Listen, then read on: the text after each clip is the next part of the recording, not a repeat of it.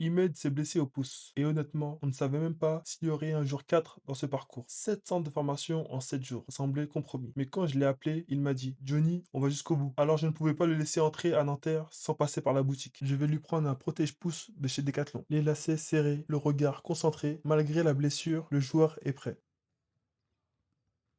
Jour après jour, le joueur évolue. À Denain et Blois, il distribuait et défendait. À Paris, il a commencé à scorer. Aujourd'hui, nouveau terrain, nouveau test, on peut voir qu'Imed a mal. Alors une question se pose: est-ce qu'on arrête l'entraînement ou on continue? Allez Imed, serre les dents. Et comme on peut le voir, lui, il ne se pose pas la question.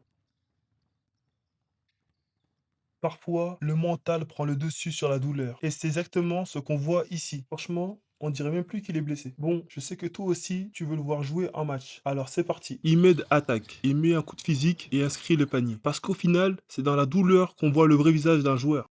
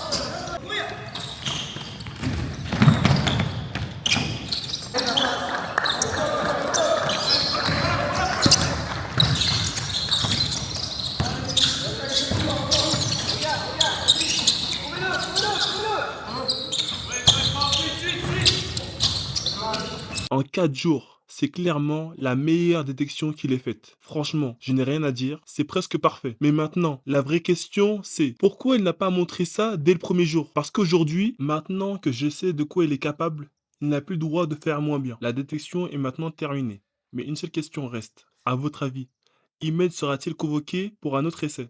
Dis-le en commentaire et abonne-toi pour suivre la suite de l'aventure.